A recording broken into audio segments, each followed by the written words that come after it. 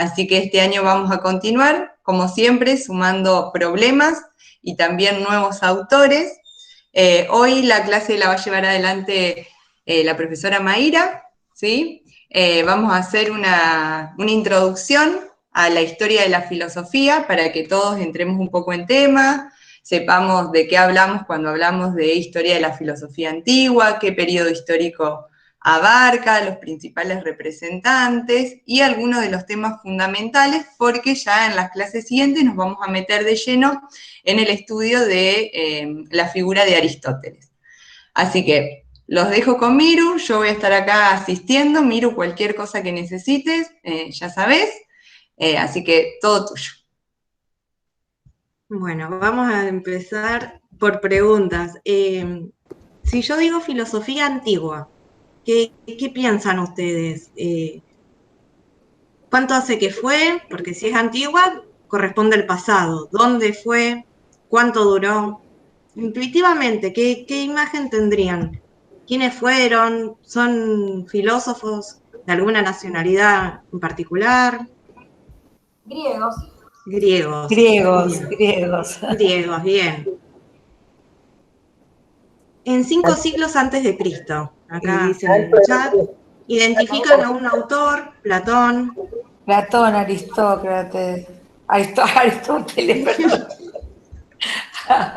Aunque también la mitología también fue una forma de interpretar el mundo y los sucesos naturales. Era la explicación de los albores de la humanidad, pero filosofía al fin. Bueno, entonces ahí tenemos otra cuestión para tratar, que sería qué distingue una explicación filosófica de una explicación mitológica. ¿Qué preguntas se hacen? Si son las mismas preguntas, si están de manera explícitas o implícitas.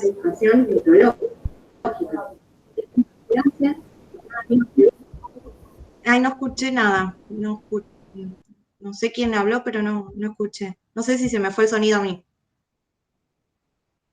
¿No? ¿Sí, no? ¿Alguien que hable? A ver si estoy escuchando, porque no estoy escuchando nada. Sí, Miru, te escuchamos perfecto. Solo que había algunos... No. Sí. No, te decía que después de hablar hay que mutearse porque si no hace eco. Ah, a lo mejor era eso, entonces, que escuché. Claro. Bueno, entonces tenemos algunas pistas ya, griegos, siglos antes del nacimiento de Cristo. 6 siglos antes de Cristo. Sí, 6. Asia Menor. Bien, no sé quién me está apuntando eso, pero perfecto. El dato concreto, histórico. Roberto. Roberto, muchas gracias. Bueno, y tenemos como también otra pista que son tipos de explicaciones, lo que va a ser la filosofía, distinta a los mitos. Ahora, ¿qué criterio vamos a utilizar para establecer una diferencia entre este tipo de explicación y el otro tipo de explicación que es el filosófico? Ahora les voy a compartir pantalla, así no nos vamos perdiendo en los datos que voy a tirar. Y a ver, no. Un segundo.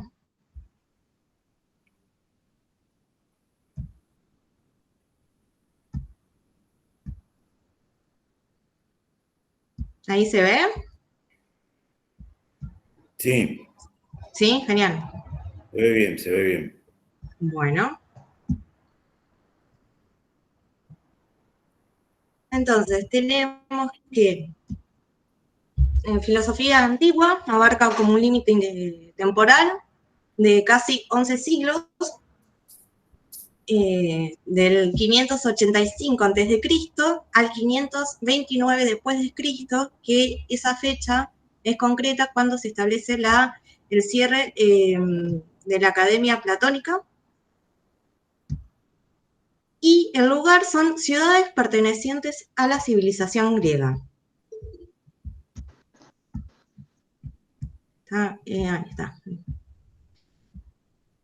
Bueno.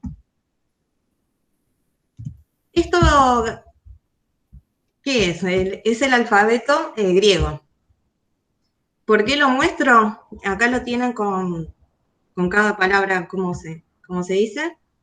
Porque Cordero, que es como la guía de la exposición, en La invención de la filosofía, dice que la gente, o sea, la gente en el hecho de que estaba de la civilización griega y dentro de los cuales después vamos a considerar filósofos, son personas que pensaban en griego, hablaban en griego y escribían en griego. Y ahí tenemos un problema, porque nosotros no sabemos griego y se nos puede complicar. Pero bueno, existen las traducciones y algunos conceptos que a lo mejor no son literal, pero nos sirven para hacernos una idea de qué era lo que ellos querían hacer. Otra cosa que habíamos visto eran estas ciudades autónomas de la civilización griega. Y acá tenemos otra pista también que después nos va a servir para establecer el corte y el inicio de esta nueva, el inicio de la filosofía occidental. Polis también es una palabra griega, que son ciudades autónomas, y hay un conjunto de instituciones, asambleas, senado, tribunales, y los habitantes de la polis, llamados polites, no sé pronunciar griego, ese es otro problema, en los cuales estos habitantes también discutían las leyes. Y les pregunto, para discutir algo, para debatir algo o para defender frente a un juicio o proponer una idea, ¿qué es lo que se necesita? ¿Cómo hacemos? Fundamentos. Fundamentos, dar buenas razones, oratoria. Un espacio. Acá dicen. Una duda. No escuché, Leonora. Una duda.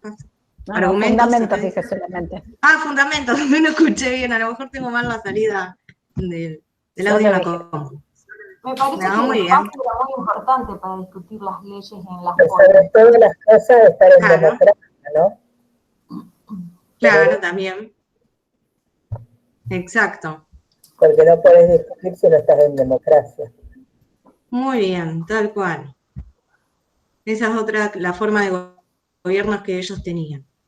La filosofía... Era una democracia donde las mujeres no tenían lugar, ¿no? Era una democracia de hombres, limitada. Sí, hay algo que no aclaré, que es bueno tener en cuenta que para ser ciudadano en una polis tenías que tener cierta edad, haber nacido ahí, pertenecer a cierta condición socioeconómica.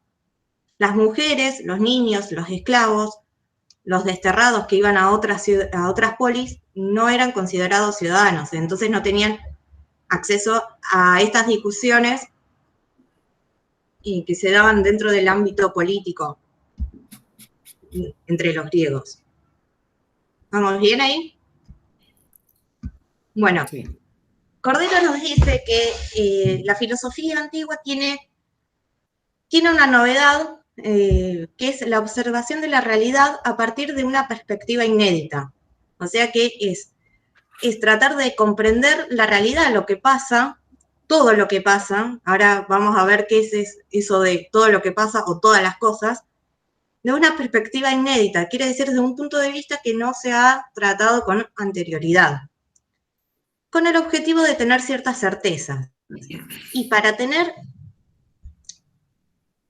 esas certezas, lo que debemos tener es también buenos argumentos, razonamientos y un sistema de hipótesis que luego se van a convertir en teorías, por ejemplo, que sustenten esta nueva perspectiva y el punto de vista que cada uno tenga en cuanto a comprender el mundo.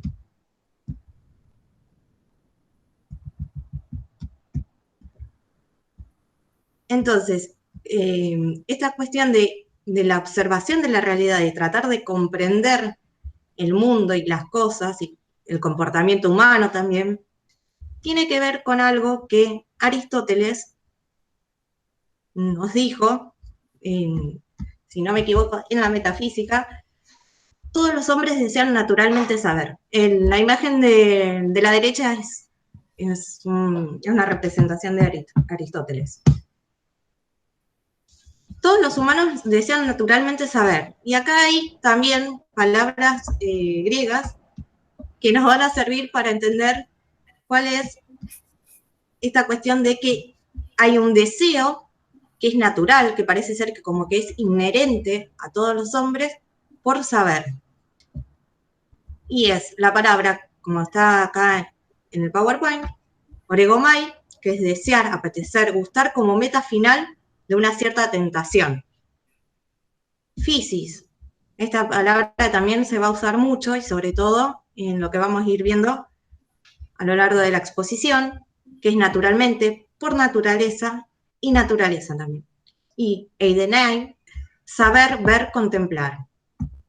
Si ustedes, a lo mejor algunos hayan escuchado alguna frase de Aristóteles que es sobre la vida contemplativa, también tiene que ver con esto.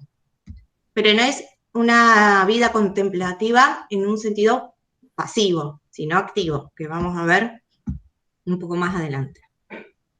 Entonces, hay una necesidad humana natural de explicar la realidad de todo, de todas las cosas.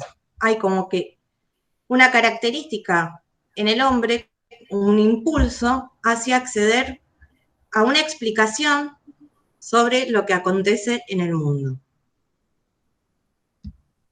Y son respuestas o cuestiones también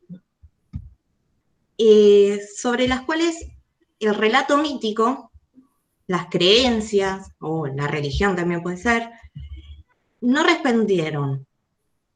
Y al no responder de esta parte, del lado de los mitos, va a surgir una manera nueva de mirar, de contemplar, de saber ese todo, la realidad del todo, y que es lo que luego se llamará filosofía. ¿Por ahí vamos bien? ¿Alguna duda, comentario? Bien. Bien. Bien. Sí, porque escucho ruiditos del chat, pero no. Ah, no, son. Roberto levantó la mano, así que. Y también Mercedes, no hay problema. Esto lo podemos hacer más charlado. Sí, no, para. Digamos, yo sí, creo que ya lo he hecho otras veces el año pasado, o no sé. Que es objetable esa cuestión de que el mito no responde o no explica o no da cuenta de determinada cosa.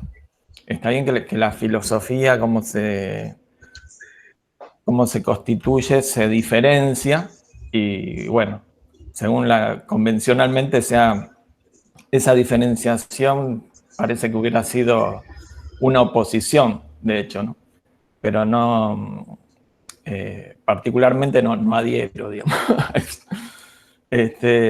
No, sí, sí. Porque, no, está bien, yo acepto, por supuesto, la postura tuya y, bueno, de mucha gente. Porque, no por es ejemplo, mi postura, pero sí. Sí, por ejemplo, viste que yo he tenido siempre más contacto con Oriente y todo eso, y esta oposición, digamos, no se da entre la filosofía y el mito. Es como un desprendimiento natural la filosofía, lo que podemos identificar como pensamiento ya filosófico en la India, por ejemplo, es un desprendimiento natural del mito.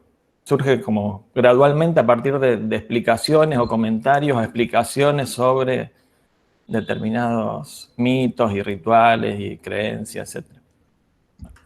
Tal cual. Bueno, sí, agregando a lo que dice Roberto, me parece muy bueno.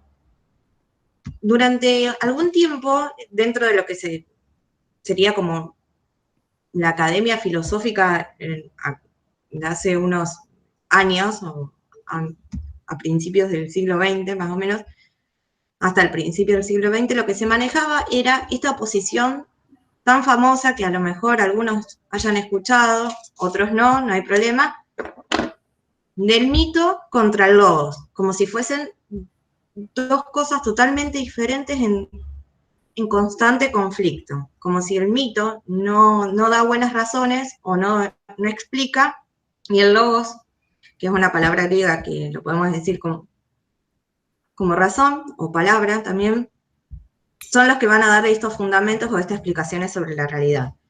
Lo que sí hay, a lo mejor no este falso problema entre que de un día para el otro había un pensamiento, una descripción mítica, y de un día para el otro todos pensamos de manera filosófica y tenemos argumentos filosóficos sobre la realidad y demás.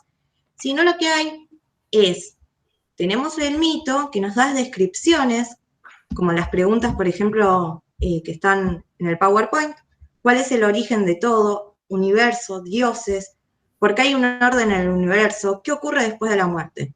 Pero estas preguntas, en el relato mítico, son preguntas que están implícitas, o sea que no están formuladas.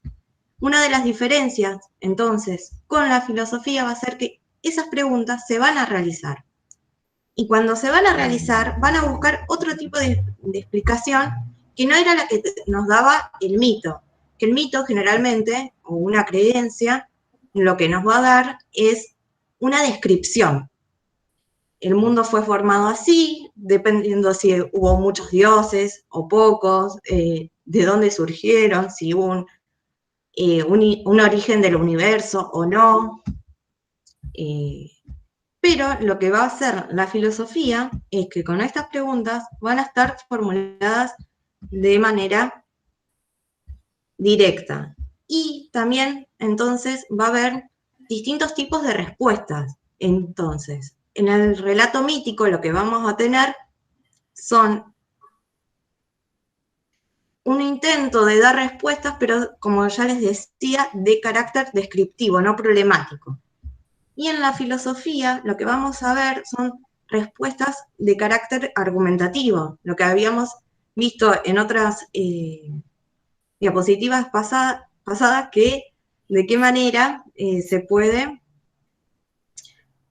caracterizar a la filosofía antigua y de qué manera hay una resolución de problemas de determinado tipo.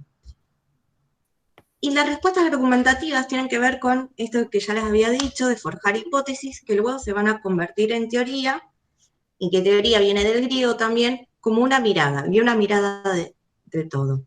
Y otra característica, ya veo si alguien levanta la mano, termino con esto y veo eso.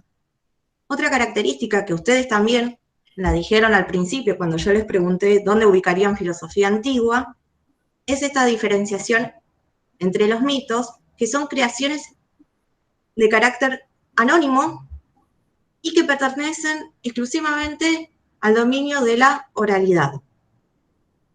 En cambio, en filosofía lo que vamos a tener en este tipo de respuestas filosóficas, que se pueden identificar autor, ustedes habían nombrado a Platón, me parece, escuelas filosóficas y contenidas en textos escritos o por difusión entre otros autores. Esas son las dos diferencias, con lo cual no quiere decir que haya un corte entre el mito y el logos, en el sentido de que es como decir, bueno, si alguien estudia filosofía no puede creer en Dios.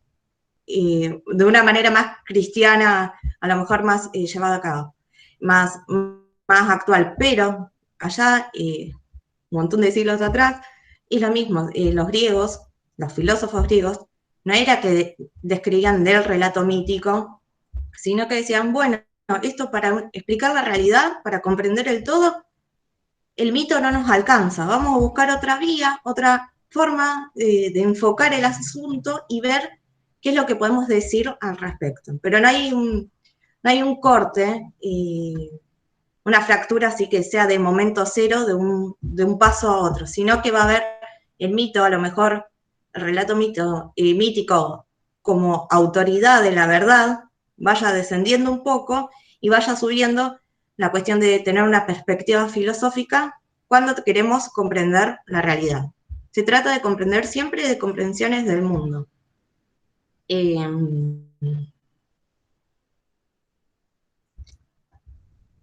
Miru, Sí.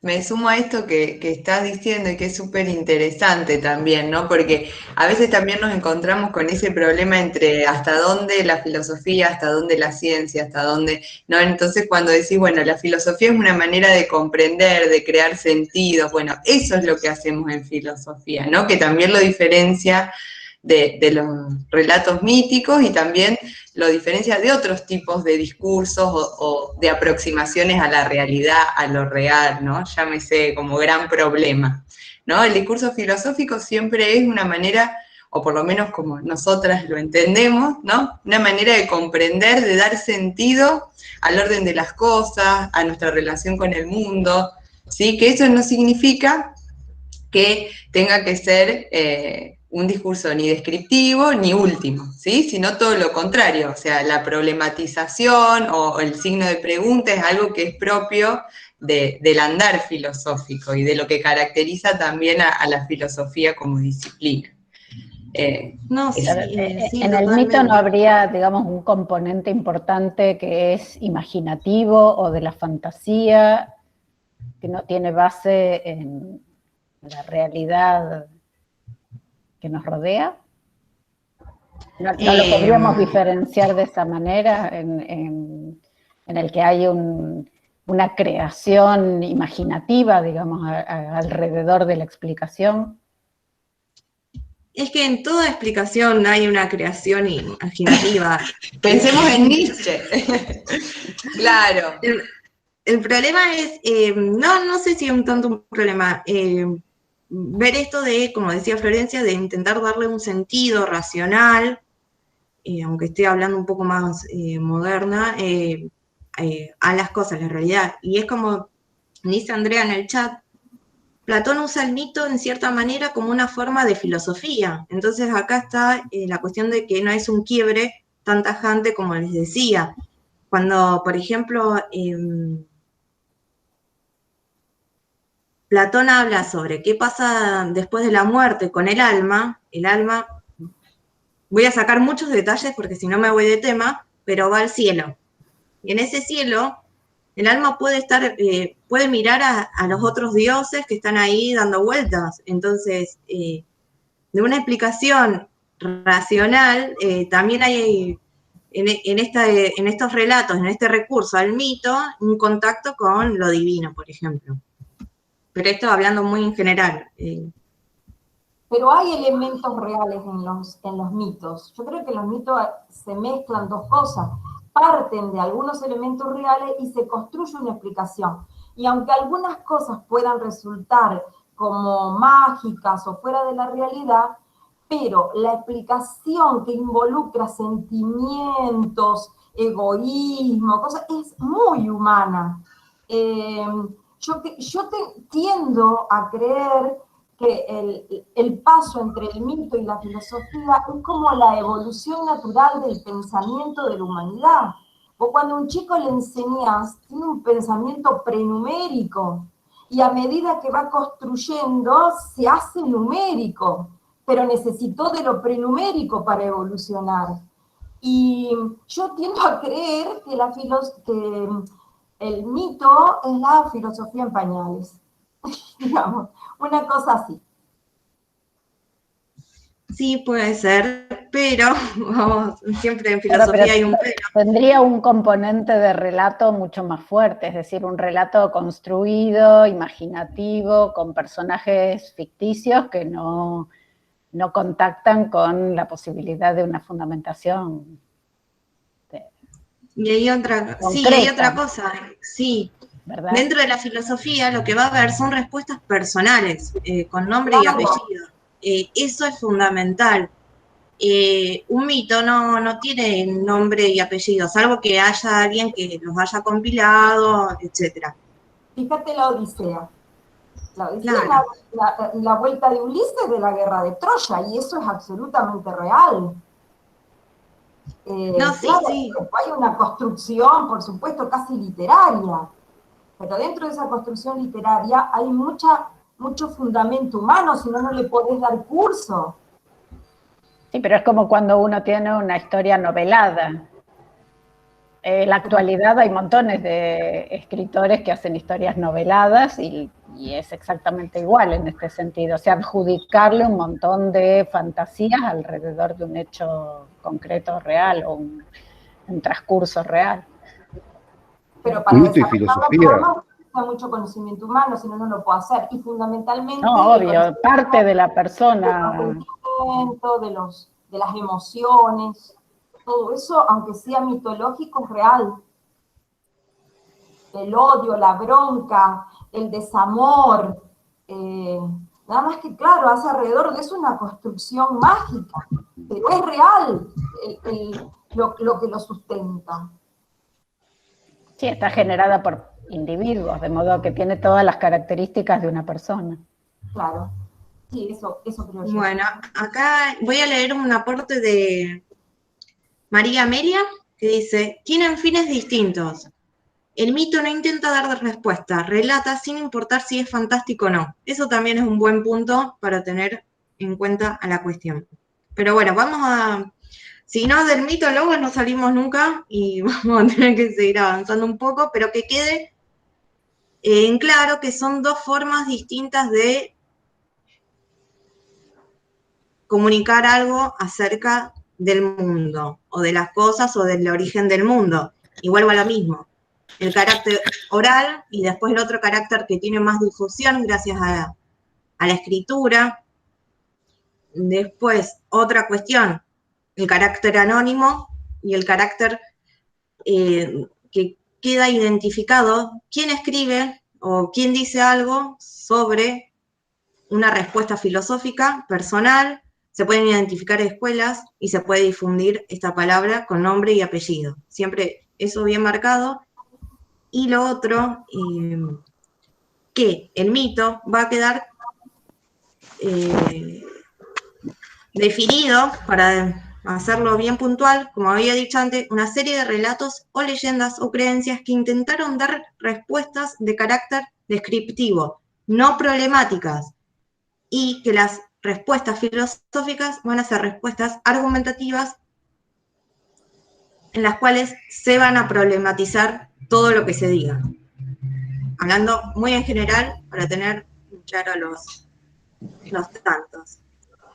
Bueno, una de las preguntas para hacer este recorrido histórico puede ser, ¿ustedes qué piensan cuando yo les había dicho de que las respuestas que son filosóficas, que se identifican el autor, que están escritas, se conservan o no durante tantos años? Son siglos de siglos, son milenios los que nos separan. Entonces, ¿cómo tenemos acceso a esos textos que los antiguos filósofos griegos escribieron? ¿Qué piensan? ¿Que habrá quedado algún libro? ¿Se habrán hecho copias? No tenemos la nube, no teníamos la nube, uy, ya me incluí, perdón, en los griegos. Ellos no tenían una nube, una computadora, una base de datos de memoria digital para que se conserven sin importar el paso de tiempo. Ellos escribían sus obras y con tantos siglos, algunas se perdieron. Entonces, ¿cómo creen ustedes que a nosotros, a la actualidad, nos llegaron sus obras o nos llegaron pasajes de las obras de estos filósofos? ¿Cómo actualmente, después de tantos años, podemos seguir hablando de ellos y podemos citarlos incluso como autoridad? A todos los dejaron escrito, menos Sócrates, que a su vez fue interpretado por Platón. O sea, debe haber documentos de todos. Escritos de todos. Hola. Bueno. Hola. Sí, Luis. Sí, Mayra, yo hablaría de 4 cosas, si no me equivoco. A ver. El mito como relato oral, de boca en boca, la filosofía como problemática, escrita con un autor, problematiza sobre algo, la ciencia, podríamos decir, con el método científico, por ejemplo, un hecho histórico, y lo religioso como religión, la Biblia. No podríamos hablar en la Biblia de algo filosófico ni científico. Bueno, sí, es válido, pero bueno, tenemos que ajustar algunas cosas para no... Porque en el caso de dar ejemplos a veces se dan como ciertos anacronismos, entonces el método científico como tal, modernidad recién. Lo que va a haber ahora, sí, lo que va a haber dentro de estas primeras explicaciones filosóficas sobre la realidad y sobre el todo, sí algo que ellos antes se consideraban, o sea, los propios griegos, como físicos o fisiólogos, como lo llama Aristóteles, que estaban muy emparentados con la filosofía. Entonces es difícil distinguirlos. ¿Cómo lo distinguiríamos ahora? Disculpa, entonces, sí. Era una asociación libre, un pensamiento que me surgió ahora mismo. No, está bien, tomo lo que vos decís y hago esa distinción nada más. No te preocupes, no digo que está mal. ¿No? Para hablar de la época de la nube. Sí. No te quiero interrumpir, eso quería decir. No hay problema, acá se puede interrumpir todo. Seguir todo, siempre un orden a veces es como aburrido. Bueno, entonces ahora sí voy a seguir con el orden. Y tenemos textos filosóficos, que se conservan en su totalidad solamente de dos, de Platón y Plotino. Hay obras perdidas, y acá hay pérdida total, Parménides, y de Parménides supuestamente tenemos los poemas, así que ahí es todo un problema. Y de otras obras se van a conservar alguna parte o algunos pasajes de ellos. Pero lo que quiero rescatar acá es el trabajo de a lo mejor que no tengamos datos, de que se recuperan citas o fragmentos en obras de otros autores o en copias de las originales, gracias a personas que se dedicaban a ser copistas, es decir, de copiar las obras originales. Y estas obras de la primera copia se iba a una segunda copia y así sucesivamente, y gracias a eso nosotros podemos tener acceso a las obras, pero generalmente son obras hay una original, pero nosotros siempre vamos a estar dentro de una copia, y eso también trae algunos problemas, como decir, bueno, si hubo algún error en alguna de las copias, ese error se va a trasladar, y también está lo que se hacía bastante, es que dentro de una obra original, cuando las copiaban, se hacían comentarios. Entonces a veces es difícil distinguir si lo dijo tal autor o si el mismo copista agregaba cosas propias de él o alguna explicación extra a lo que el original, que muchas veces es perdido, no está. Y, por ejemplo, en la imagen que tenemos a la derecha, es un papiro escrito de la época de Euclides, y es lo que se conserva de un fragmento. Entonces, las obras originales, la más cerca al original, generalmente están en este estado o ni siquiera están en carácter físico, como lo vemos. Por ahí vamos bien. Es un dato que hay que tener en cuenta para ver cuando leemos un texto de filosofía, sobre todo los antiguos, vamos a ver como muchas notas a pie de página explicando esto, o si hay de un mismo original distintas versiones, a lo mejor el traductor, que es un trabajo enorme, va a poner a notas de pie de página y va a decir, bueno, esta oración es así, pero en otra copia se puede encontrar de otra manera, y etcétera. Es como hilar muy fino, pero está bueno para tener en cuenta que no tenemos, sobre todo de los griegos, como un libro impreso de algún autor de la actualidad. Que ahí no hay error de copia, lo que puede haber es un error de tipeo de la editorial, y ya, no más que eso. ¿Vamos por ahí bien? Sí, genial. Bueno, no sé, antes estábamos hablando de, antes de la clase, sobre el aula virtual, y en el aula virtual, Florencia había puesto en comunidades una imagen, que es esta, la escuela de Atenas.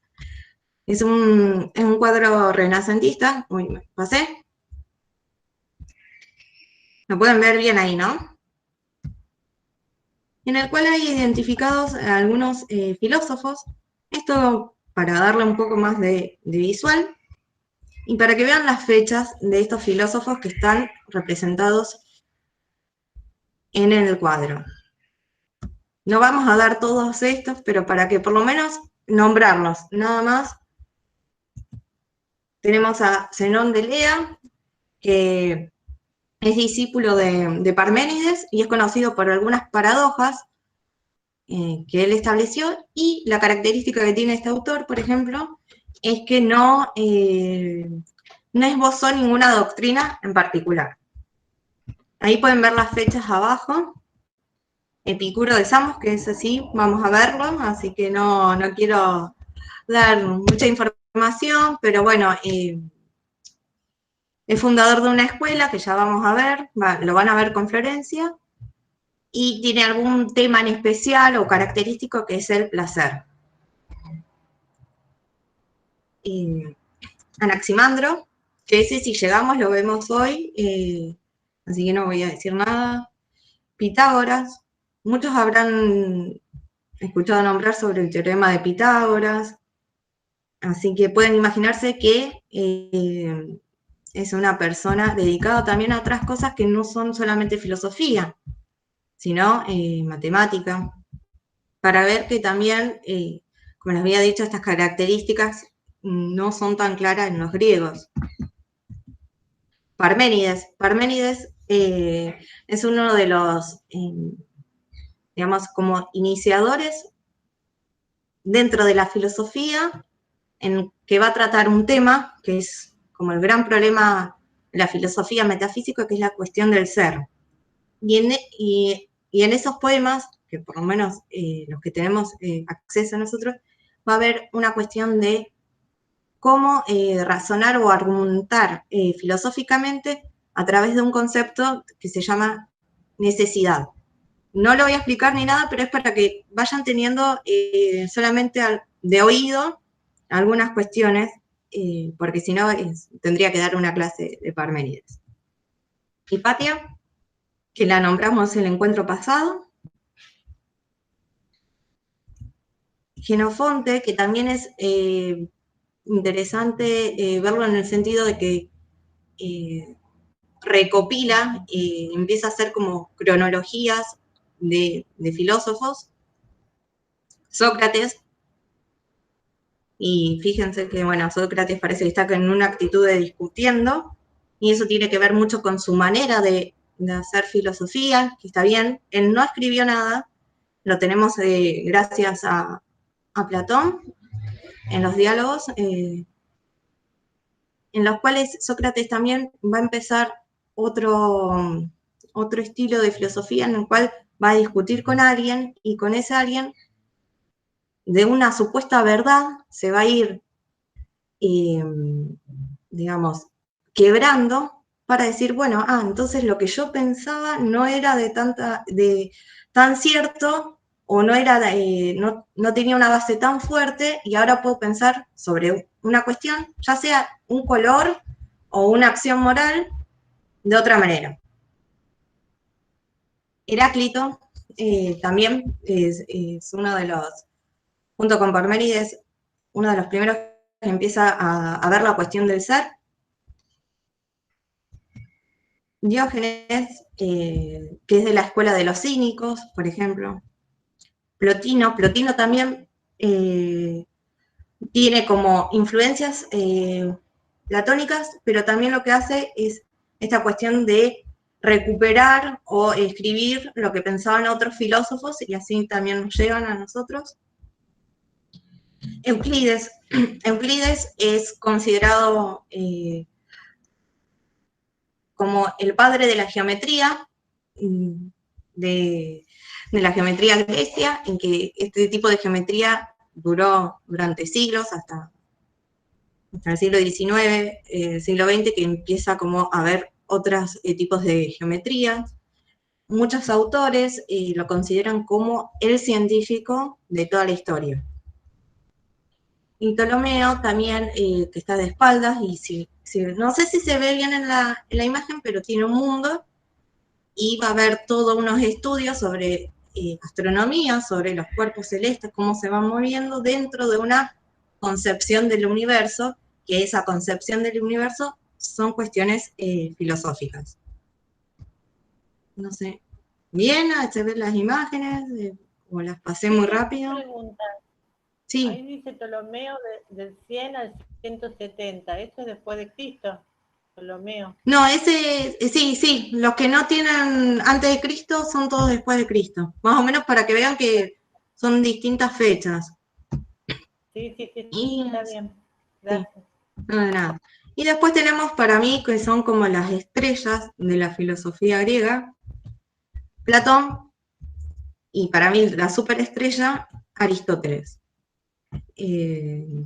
Son los que pudieron, dentro de, o lo que nosotros nos llegaron, sistematizar concepciones de la realidad de carácter filosófico, argumentativo, y sobre todo metafísico, pero en toda esa metafísica, después como vamos a ir viendo a lo largo de las otras clases que quedan sobre Aristóteles, por ejemplo, también Platón, pero bueno, vamos a dar por recorte Aristóteles, que no solamente se quedan en problemas metafísicos, sino que va a haber problemas políticos, problemas éticos, problemas físicos, entre otros. Y acá esto también ni lo voy a leer, pero es para que vean que filosofía antigua se divide como en 3 tipos de filosofía, porque hay un quiebre, para mí, esto es interpretación mía, pero con Sócrates. De todos modos, filosofía presocrática, filosofía clásica y filosofía helenística.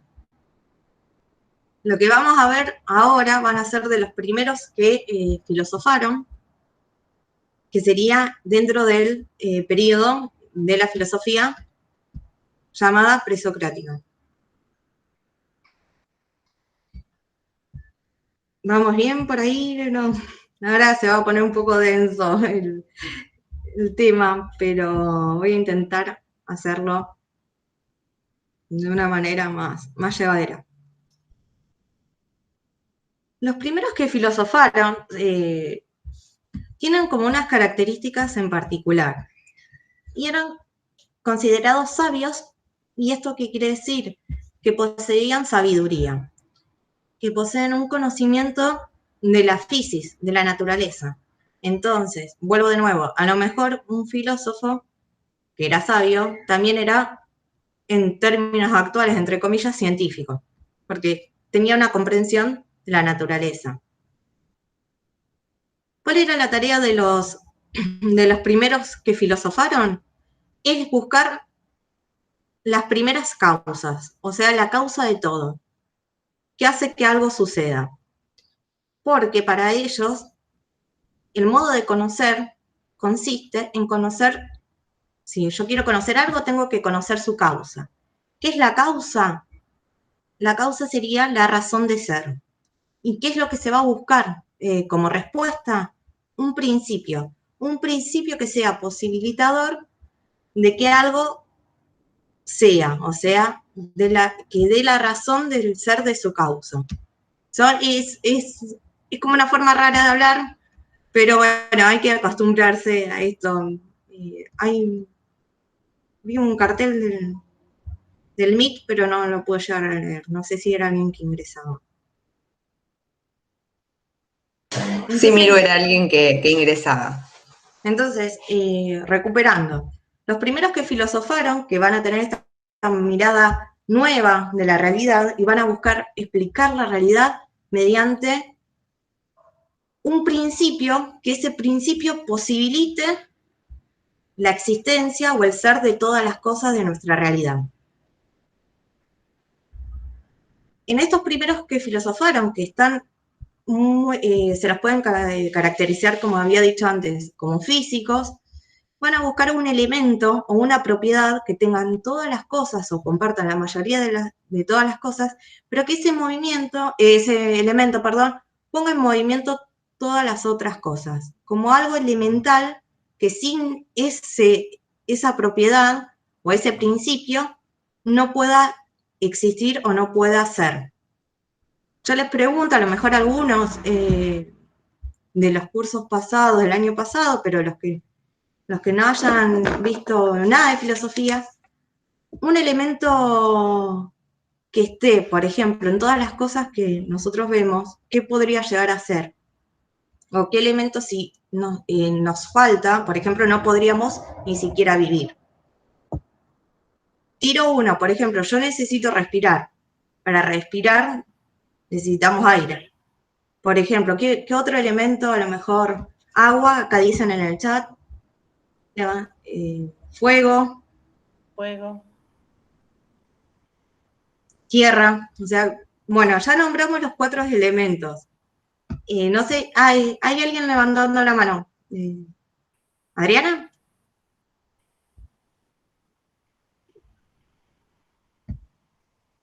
Perdón, no, estaba en forma accidental. Pero bueno. también una cosa por la cual, aparte de las cosas materiales, se me ocurriría la conciencia. Inconsciencia de sí, no se puede... Bueno, como una especie de alma. Una psiquis. Sí, una conciencia. Bueno, también puede ser. Pero ahora estamos buscando elementos, propiedades que estén en todas las cosas. Sí. Entonces, lo que tenemos, ahora les muestro. Ahora que cerré el PowerPoint y no lo encuentro.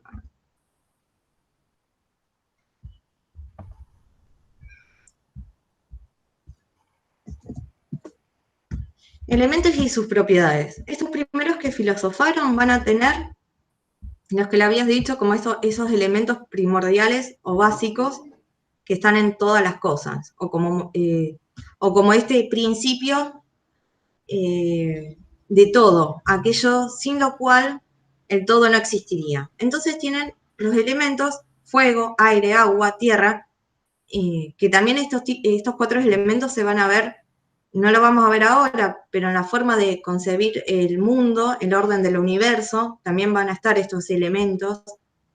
Y estos elementos tienen propiedades que actúan como opuestos, caliente, frío, húmedo, seco. El primer par de opuestos sería caliente y frío, y el segundo par de opuestos sería húmedo y seco.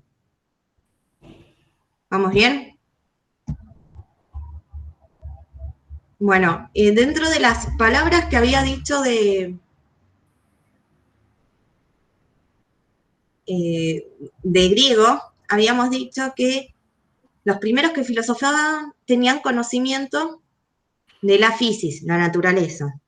Pero también habíamos visto que el tipo de respuestas va a ser dar un principio material de estas cosas, de la realidad, y ese principio en griego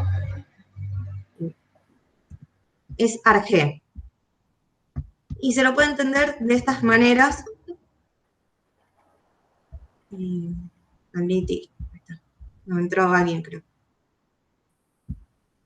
Como principio y principal, principio de todo, aquello sin lo cual el todo no existiría. O sea, dentro de los elementos que habíamos visto, por ejemplo, si yo elijo o considero que la tierra es el elemento que está en todas las cosas, y si a algo le falta tierra, por ejemplo, no podría existir o no podría dar la posibilidad de ser o de la existencia. Esto está más o menos claro porque suele a lo mejor al principio como ser chocante, o decir, ¿de qué me está hablando? Si son principios, después me habla de elementos, me parece que es material de las cosas, pero después ordena el universo. Entonces esto es un principio que se utiliza para la explicación de todo. ¿Sí? Es como, o sea, lo que se busca es tener una comprensión de la realidad, no solamente de las cosas que vemos, sino de las otras, de tener, por ejemplo, una postura acerca del origen del universo, o qué elemento posibilitó el origen de todas las demás cosas, cómo de un elemento a lo mejor se puede germinar o segregar otras cosas. Y esto tiene que ver...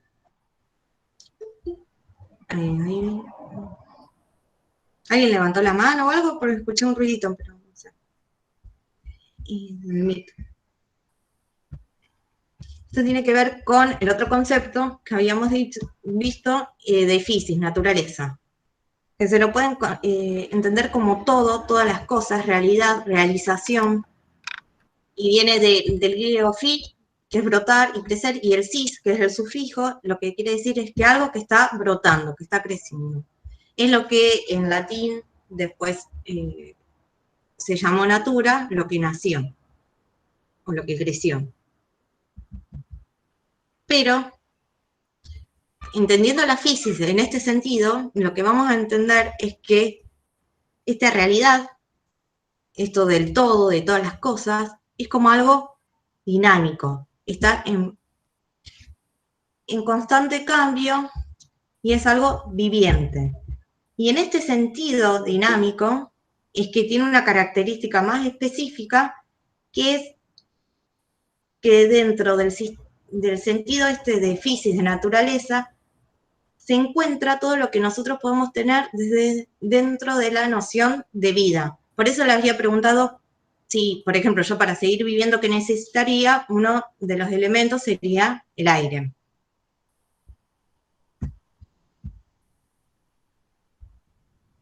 Entonces, de nuevo, la física, o sea, la naturaleza de una cosa en este sentido es casi equivalente a su ser. En el sentido que sin ella, o sea, sin la naturaleza, sin la física, la cosa en cuestión no existiría.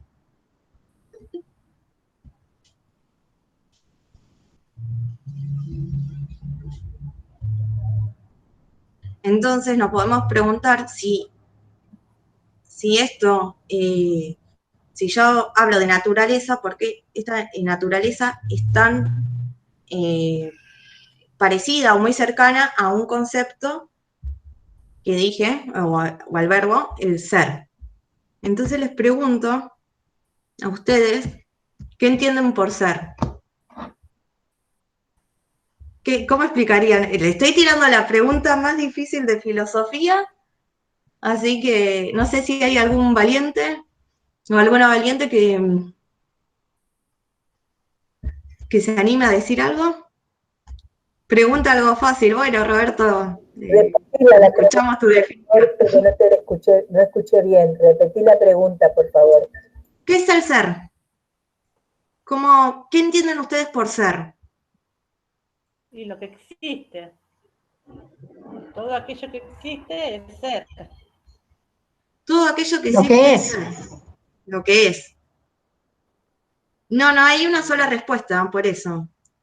¿Quién soy también? O sea, que ahí el ser con la existencia también. Estoy leyendo el chat. Pero ¿qué más? ¿El ser qué es? Tenemos el ser como un verbo infinitivo, que no tiene como una característica, una propiedad muy puntual. Después podemos hablar del ser. Y si yo hablo del ser, ¿qué quiere decir el ser? ¿Qué puede ser? ¿El ser cariñoso? ¿El ser nacional? ¿Como una característica? ¿O hay algo más que se puede como rastrear de esto del ser? Una propiedad. Una propiedad. De aquello que existe. Que existe. O sea que, bueno, entonces el ser y la existencia irían más o menos del mismo camino. Sí. El ser podría ser algo que se efectiviza, que está ahí en acto, por ejemplo, que hace posible que algo sea o que algo exista. Sí. Tiro eso. Que se patentiza. El ser como razón. Miren, ahí hay más modernos, pero bueno. ¿Qué más? ¿Qué más? Y si yo, por ejemplo, le digo, tratemos la cuestión del ser en tanto ser. ¿De qué estaría hablando? Me parece que estoy repitiendo. De la realidad. El ser en tanto ser es real. No hay no ser, hay ser. O sea que, y esto del ser en tanto ser,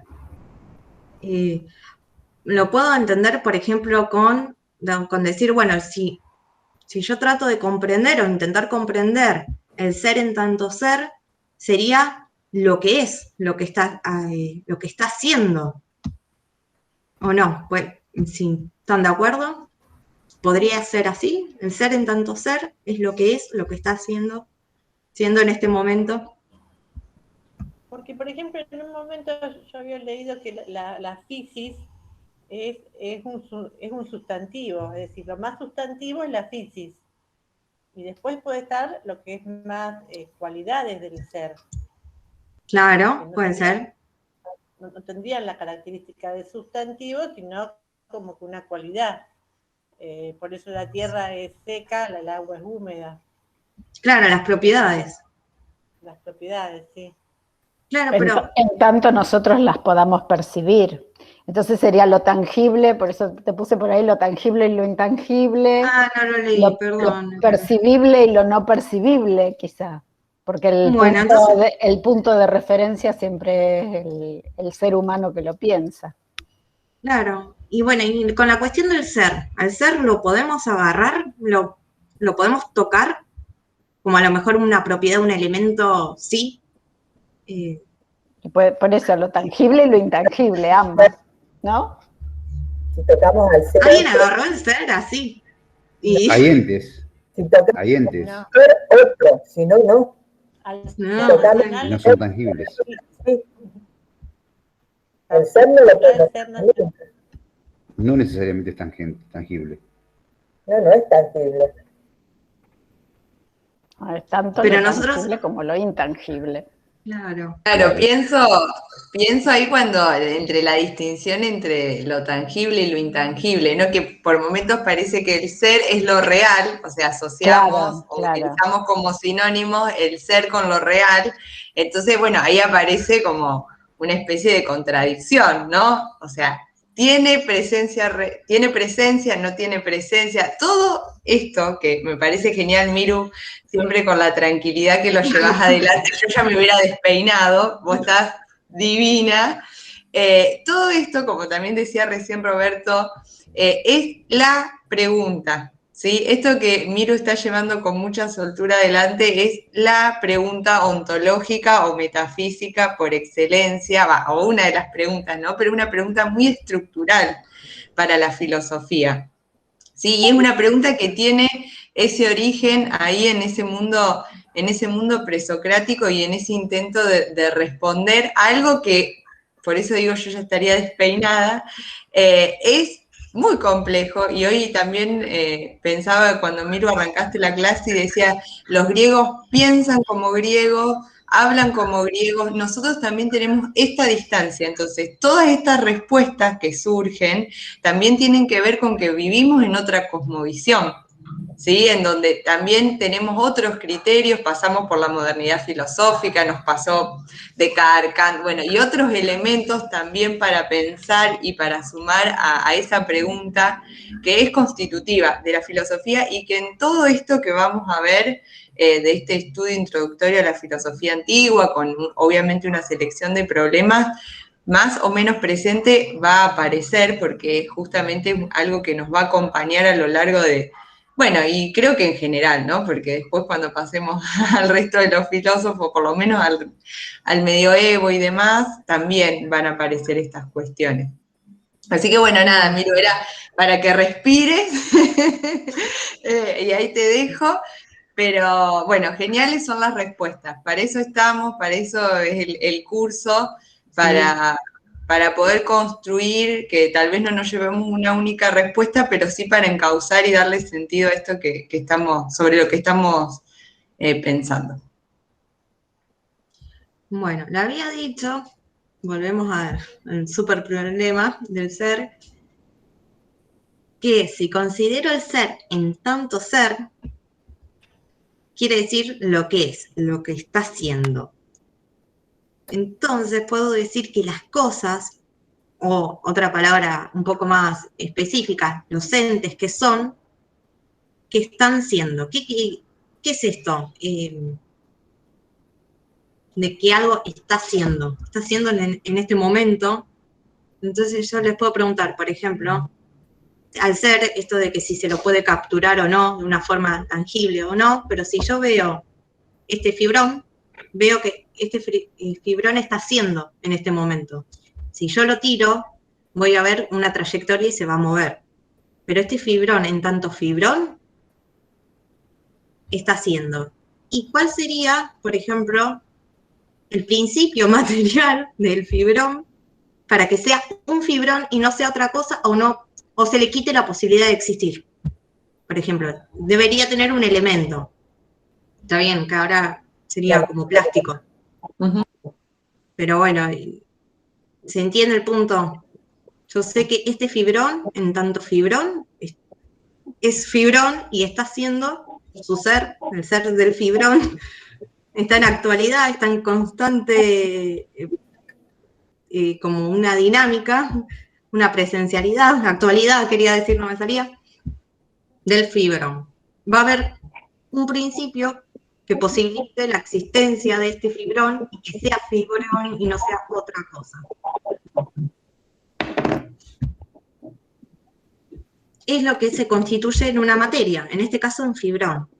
Pero ahora si yo quiero hablar, por ejemplo, del universo, o del origen del universo, o de cómo se emanan todas las cosas que existen, y las que no también, si hay algún rasgo o un componente de divinidad, un plástico no podría ser. O bien sí podría ser, pero tendría que inventar buenas razones para sostenerlo, e irme un viaje por el tiempo, porque ahora nadie va a sostener que el plástico, por ejemplo, sea como el principio de todo. Pero aparte no es uno de los elementos, de los 4 elementos. Pero por ejemplo tomemos el agua. O por ejemplo del agua, habíamos dicho, y ustedes también lo dijeron, que era como el principio que posibilita que las cosas sean en esta actualidad, en esta realidad que se efectiviza. El agua sirve, o está en todos, o sea, y tiene este carácter dinámico que está relacionado con la noción de vida. Sin agua no hay vida. Eso es algo muy intuitivo. También tenemos que pensar que los griegos estaban en contacto con eso, con concepciones que a nosotros nos parecen intuitivas. Ellos fueron explorando esas opciones, el aire, la tierra, el fuego. Era también lo que tenían a mano, no es que sale todo de una galera. Pero ustedes ven que si yo no riego una planta, la planta se va a morir, se va a secar. Ahí también hay otra propiedad de las cosas. No sé, si yo no bebo agua también, no sé, me deshidrato y después, bueno, por ejemplo, no sé, Roberto, levantaste la mano. Sí, no, que me venía haciendo ruido, digamos, esta cuestión de que nosotros, desde el hoy, o desde que hay ciencia y que podemos identificar el agua como H2O, ahí nos alejamos de la comprensión que tenían los griegos de lo que es agua, o de lo que es fuego, de lo que es tierra. Tampoco lo puedo, qué sé yo, tampoco me puedo aproximar o intuir a cómo lo comprendían, porque no tengo idea, ¿no? Pero me parece que es no sería del todo correcto considerar que el agua, para los griegos, cuando dicen que el agua es el origen del universo y que por siguiente estaba desparramada, digamos, por todo el universo, considerar que ese agua de que están hablando como elemento o como sustancia primordial sea la misma agua que nos podemos tomar, o que quede comprendida en el elemento, en el H2O, ¿no? combinación de moléculas. Más aún el fuego, que es algo mucho más sutil, difícil de explicar, ¿no? Muy bien. Ahí Roberto dio una tecla para... Me vienen bárbaros los aportes de Roberto para seguir. Claro, se le dicen principios materiales, pero esto no quiere decir que sea solamente material en un sentido tangible, el agua que bebemos, sino principio material como componente de algo. El algo puede ser algo concreto o algo súper abstracto o algo que nosotros pensemos como la comprensión del orden del universo y que esté esta cuestión del agua. O sea, son elementos que a lo mejor no solamente tienen estas propiedades concretas que nosotros conocemos. Para figurarlo, sí, decimos el agua que tomamos y listo. Pero vamos a ver que no es solamente eso. No sé si se entiende este punto porque sé que es difícil. Pero voy a retomar un poquito. Les voy a mostrar otra... acá. Otra de las diapositivas. Uy, bueno, me fui. No me quería ir tanto. El ser, esto que se llama el INAI. Y en lo que me interesa, o lo que nos interesa en tanto a introducirnos en este mundo nuevo, porque es nuevo para nosotros porque no tenemos contacto, pero este mundo, como decía Florencia, de personas que hablaban, pensaban y escribían en griego, es la tercera, que es el ser en tanto un ser, ton. Entonces, lo que tenemos que tener siempre presente es esto de lo que es, lo que está haciendo, y las cosas, toonta sería como en el plural, las cosas, los entes que son, que están siendo. ¿Cómo intentamos hacer una pregunta con el concepto de arjé, con el concepto de physis y con el concepto de ser, que habíamos visto en griego, que es súper difícil? Una pregunta es, ¿qué es lo que se realiza entonces? Se efectiviza un principio elemental o un elemento que preexiste en forma latente y que se despliega en todo lo que es. Esto es lo que van a buscar los filósofos, los primeros que filosofaron. Uy, no sé qué, perdón que el gato tocó una tecla y perdí la pantalla. Ahí está. La pregunta de esto, de cuál es el principio que posibilite que una cosa sea lo que sea, también se puede preguntar o especificar más en este sentido que vemos en la diapositiva. ¿Vamos bien por ahí o estamos un poco complejos o asustados? ¿O algo que no entiendan? Es decir, los distintos autores de los que vienen los presocráticos dieron sus respuestas, distintas una de otra, pero siempre encontraban un elemento. Yo ahora estoy tratando de hacer memoria, pero Anaxímenes y Anaximandro me parece que se referían al aire, si yo no me equivoco, o corregimos. Bien. Era como que sí. daba la explicación de cómo se había constituido la realidad, o si no en el agua, ahí eso no me acuerdo quién era, pero como que encontraban líquidos en el cuerpo, encontraban el agua en las reacciones de la vida cotidiana, entonces no solamente era el elemento en sí que le posibilitaba la vida, sino lo que había generado la vida. Era una explicación, no quiere decir que sea correcta, pero bueno. Sí, ahora no sé si es una pregunta o un comentario, porque escucho muy mal, perdón, Ana, te pido disculpas, pero... Un comentario. Un comentario, sí, creo que entendí. Nombraste algunos filósofos presocráticos que ahora, y justo los que iba a hablar ahora, así que me da pie para esto. Vamos a retomar, porque esto es como un constante retomar para que no sea tan complejo, pero habíamos dicho que esta actividad filosófica lo que va a tener es observar o comprender la realidad de una manera nueva, mediante la argumentación, el razonamiento y demás. Entonces, si habíamos dicho que los primeros que filosofaron buscaban este principio que posibilita que las cosas sean lo que son en propiedades o elementos, y en los elementos algunos de ellos eligieron uno en particular, y lo que tendrían que hacer en la parte argumentativa es decir, bueno, para mí este elemento sirve como principio de todo. ¿Y por qué? Entonces dar sus razones de por qué ese elemento y no los otros 3 restantes lo son. O por qué son 2, o por qué son, o algunos pueden elegir, algún autor puede elegir los 4, por ejemplo. O sea, los 4 elementos.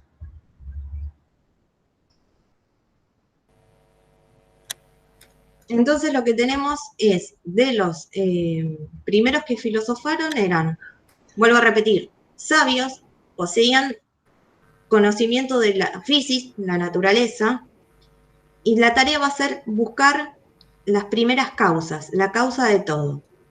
Y que para conocer algo, lo que se busca es entonces su causa, y la causa en el sentido razón de ser. Y las respuestas que van a tener es que hay un arjé, un principio material de las cosas, los elementos y sus propiedades que habíamos visto, fuego, aire, agua y tierra, con los opuestos caliente, frío y húmedo y seco. El arjé, como palabra griega de principio de todo, aquello sin lo cual el todo no existiría. La fisis, la realidad, la naturaleza, todas las cosas. También vimos esto de la fisis en un sentido dinámico y cómo se relaciona con el concepto de vida, o en griego zoé. La cuestión del ser, que nos interesaba, el ser en tanto ser, o sea, lo que es, lo que está haciendo, lo que está en plena actualidad. Y lo que tenemos entonces va a ser qué filósofos empezaron a tratar esta cuestión de cómo comprender la realidad en cuanto a buscar un principio principal que comprenda o que explique o que posibilite la realización de todo o que se efectivice.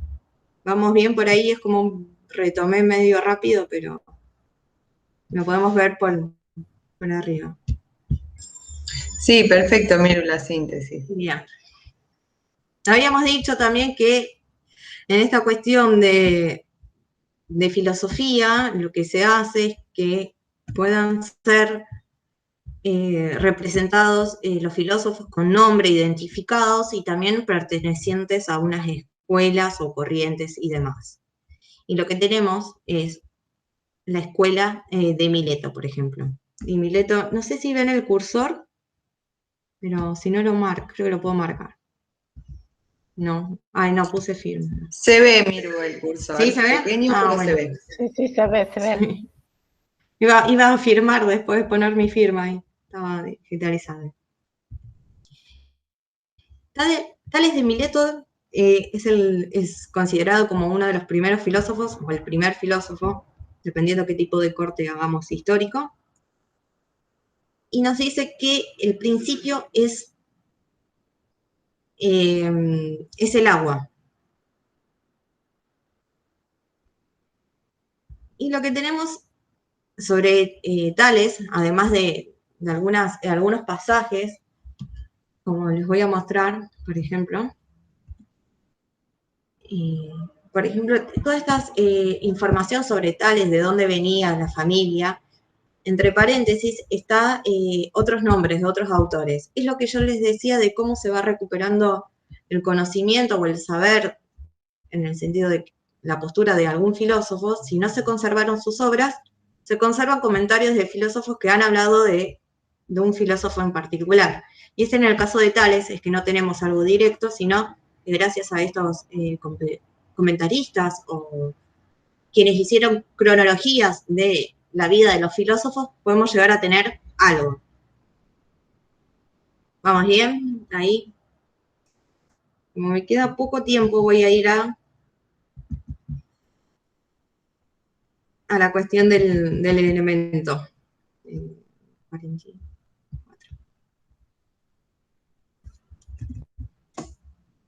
El agua. Para Tales, lo húmedo es la propiedad representada por el agua. La humedad es esencial para la vida. Acá es lo que decía más adelante, tiene que ver también con la concepción del mundo, de que la Tierra, por ejemplo, flota sobre el agua, que es en cierto modo la fuente de todas las cosas. Acá también, esa forma de decir, bueno, un elemento posibilitante de todas las cosas. Según Tales, por ejemplo, la Tierra se mantiene en reposo porque flota. ¿Qué flota? Sobre el agua.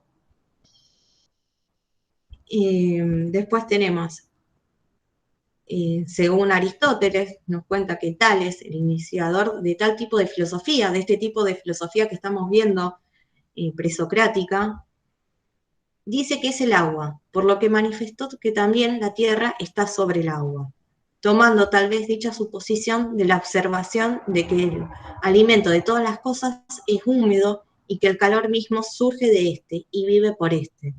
El principio de todas las cosas es aquello de donde nacen. De aquí dedujo su suposición y del hecho de que la semilla de todas las cosas tiene una naturaleza húmeda. Y el agua es el principio natural de todas las cosas húmedas. Todo lo que yo había dicho antes entre los conceptos estos griegos muy particulares, acá se pueden ver, por ejemplo, con la descripción que hace Aristóteles sobre Tales, cómo se van rellenando esos conceptos que a lo mejor nos parecían abstractos y ahora están como más visuales o más concretos. Bueno, me parece a mí, puedo estar equivocada. ¿Por ahí vamos bien?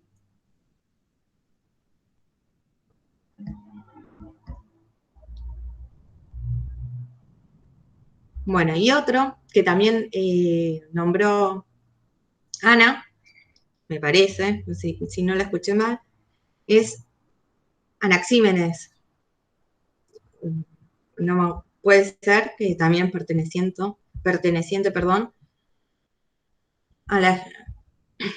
a esta escuela de Mileto.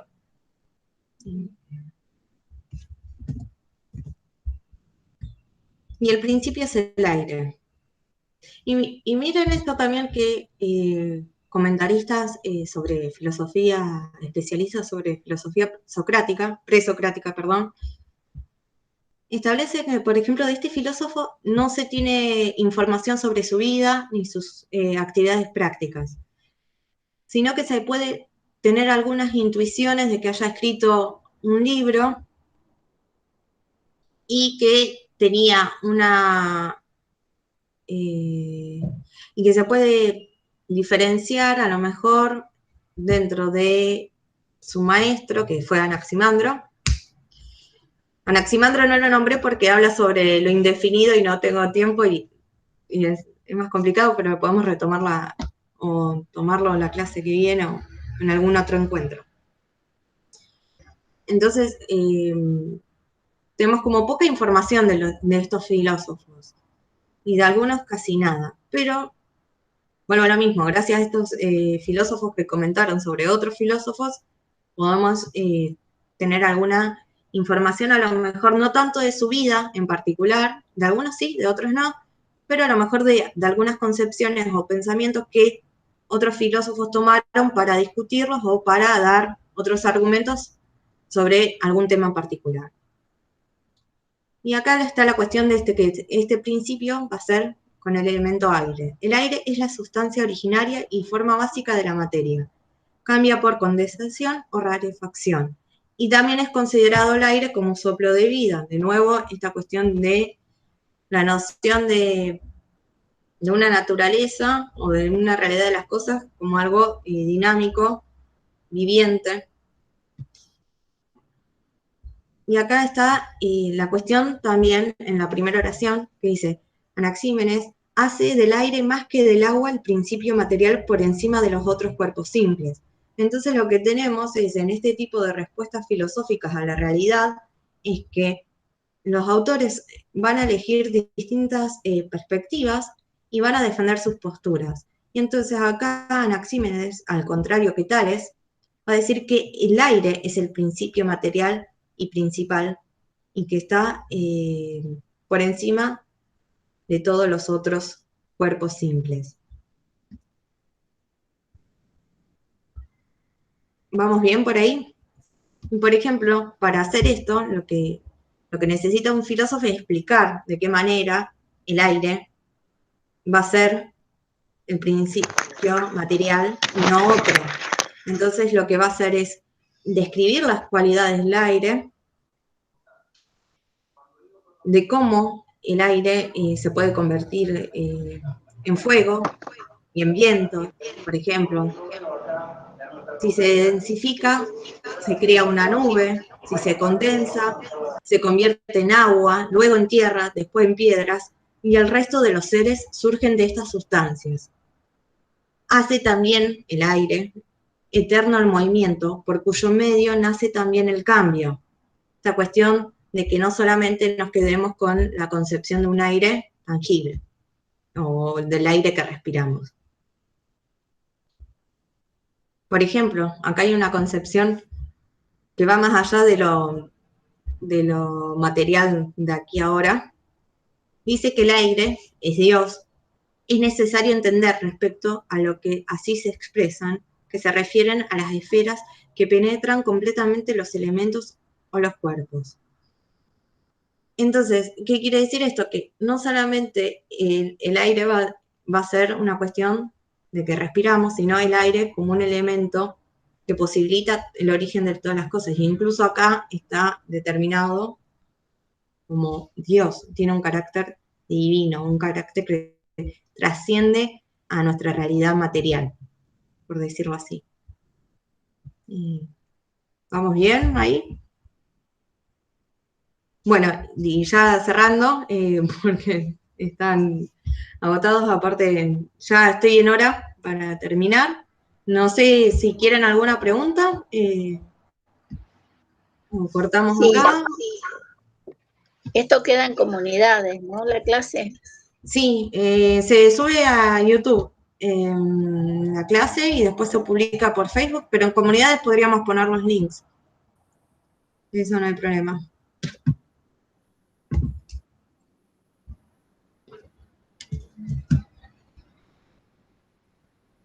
Sí, Miru, si te parece, ahí yo les estaba respondiendo por el chat, les subí, muchos de ustedes que me consultaron ya están en comunidades, o sea, para aquellos, vuelvo a repetir la información, para aquellos que tienen dificultades y no pueden acceder, recuerden que todos los que están inscritos en guaraní, inmediatamente el sistema les generó un usuario y una contraseña provisoria que deben modificar, ¿sí? Y para aquellos que no recibieron el correo y realizaron la inscripción, entren a la página de comunidades que yo ahí se las pasé por el chat y solo lo que tienen que hacer es cliquear donde dice olvidé mi contraseña, ¿sí? Su usuario es siempre su DNI, les va a llegar al correo que dejaron, que señalaron, un mail para modificar esa contraseña.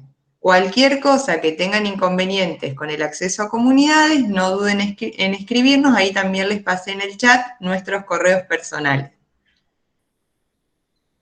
¿Sí? Y si no, cualquier cosa, no se olviden que el programa de adultos mayores tiene, hay algún micrófono abierto que me hace interferencia, perdón.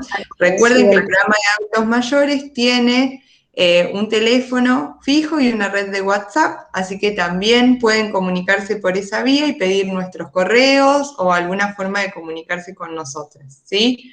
Cualquier inconveniente, como dijo Miru, la clase por ahora la vamos a seguir subiendo a YouTube, al canal de YouTube del programa de adultos mayores, y se las compartimos en Facebook en el transcurso del día, apenas se descargue, se las compartimos, y lo mismo el Power va a estar en comunidades, y si no nos los pueden pedir por mail. Miru, la semana que viene, ¿terminás con el Power? Sí, si quieren seguimos con esto, sí. Si no, lo que podemos hacer, vamos a hacerlo democrático y a votación. Nos quedaría de la escuela de Mileto un solo autor que no habla sobre los 4 elementos en particular, sino sobre un principio que va a ser lo indefinido, es un poco más engorroso a lo mejor en la cuestión, y si no, es arrancar con Aristóteles, con la metafísica, que Aristóteles también va a ser, en los capítulos que seleccionamos, como un repaso o un relato breve de los filósofos hasta su actualidad, pero sobre todo en la cuestión de que, bueno, en qué cosas que interesaron a algunos, qué les faltó para comprender esta realidad del todo, porque Aristóteles también va a decir, bueno, estos primeros filósofos hicieron una cosa, pero que con esto del aporte, de, por ejemplo, del principio de un elemento, no es suficiente para entender la realidad. Entonces ahí Aristóteles va a proponer otras cosas que como que completen la comprensión del mundo o de la realidad. Pero eso, como ustedes quieran, podemos verlo, o si no está en el PowerPoint, se los puedo compartir y que quede como tipo una ficha, y ahí está el otro autor presocrático que faltaría. Pregunto, levanté la manito, pregunto, sí. Para las que estamos nuevitas como yo, ¿no sería conveniente mandar un programita mediano como para ir actualizándonos, aunque sea de entre casa un poco? Porque la verdad que yo hoy al inicio del tema estaba totalmente descolocada mal. Bueno, sí. Eso va a pasar, o sea, si hay algo que pasa en filosofía es que te descoloques y no entiendas nada de entrada. Y lamentablemente esa fuerza y costumbre para agarrar estas cosas. Pero lo que pasaba, que ustedes hablaban de lo que habían dado el año pasado, ¿me explico? Y yo el año pasado no estuve, entonces a eso me refiero. Si no hay un programista como para que yo en mi casa me busco algún material y medianamente leo algo. A eso me refería. Sí, hay materiales. Yo esta clase, el PowerPoint que preparé, no lo saqué de la galera, no es mío. Tenemos bibliografía. Una de ellas está en Comunidades, que es la invención de la filosofía, de Cordero. Yo más que nada me basé en el capítulo 1 y 2, si no me equivoco. Y bueno, después para las citas sobre los presocráticos hay también unos compiladores que retoman todas estas citas o pasajes que se mencionan a los autores y también hacen comentarios sobre esas citas. Eso se puede compartir en Comunidades, no hay problema. Eran un material. Sí, hay material. Miru, pienso que, dada la intervención de Mercedes y demás, que hoy lo que hicimos fue recapitular. Justamente por eso Miru preparó la clase, no arrancó con Aristóteles, sino un poco para entrar en tema, para que todos más o menos podamos empezar la lectura de la metafísica ya por lo menos situados históricamente, que siempre eso es un buen punto de anclaje, ¿no? Un buen punto de partida, decir, bueno, estamos en el mundo antiguo, es un pensador que vino después de, ¿no? Que retoma los problemas de, ¿no? Estas referencias que, como marcaba también Mercedes, son por momentos muy agotadoras porque como también Miru marcaba al inicio de la clase, hay muy pocas fuentes, entonces hay que hacer un trabajo de interpretación muy arduo cada vez que nos acercamos al mundo antiguo. Entonces, todo esto nos va a llevar, por eso un poquito también vamos a ir de a poco, por eso ustedes también nos van marcando un poco el ritmo, para que todos podamos llegar a la lectura de Aristóteles con algunos elementos mínimos que nos va a costar, sí, nos va a costar, incluso también no es la lectura que nosotras hicimos mientras fuimos estudiantes, que cuando uno tiene que transmitir, tiene que acercar, ¿no? También a nosotras, por eso digo, es para todos en principio un trabajo un poco arduo, pero van a ver que ya van a entrar en tema. Hay el resto de los compañeros que también ya lleva sus años en el curso, puede también acompañarnos y va a ver que de a poquito se va a ir acostumbrando a a los temas, a los textos y demás. Como decía Miru, en comunidades está el texto, este primer texto como introductorio a la filosofía antigua, que es el de Cordero. Si no lo encuentra, nos puede mandar un correo o lo pide en el programa, la vía de comunicación que a usted le quede más cómoda.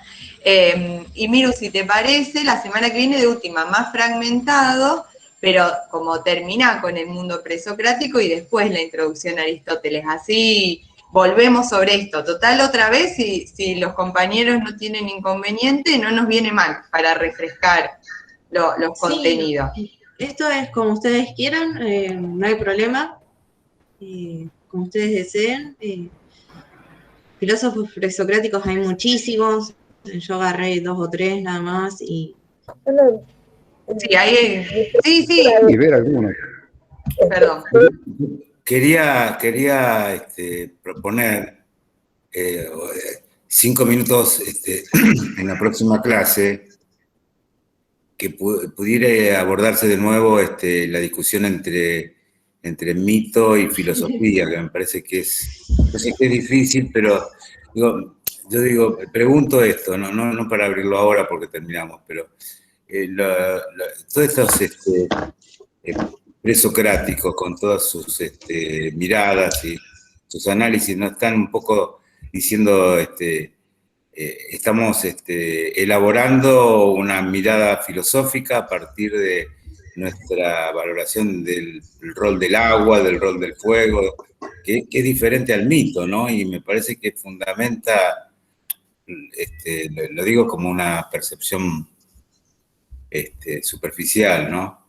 Pero me parece que vale la pena 10 minutos dedicárselo a esta discusión. Bueno, genial, me lo anoto también. Bueno. Sí, genial. Volvemos sobre esto, recapitulamos, Miru, sobre que Miru es un power súper completo, por eso digo, así no lo perdemos a eso también, y retomamos estos temas que por ahí, que obviamente no vamos a cerrar, como dijo Mario recién, sino que, bueno, podemos seguir problematizando estos temas, y después ya arrancamos ya la tercer clase, sería el tercer encuentro con Aristóteles. ¿Sí? Así que todos los que puedan ir leyendo el material o repasando el Power, entonces también podemos como reelaborar lo que trabajamos hoy. Tienen tarea. Bueno, detengo la grabación. Al correo. Gracias.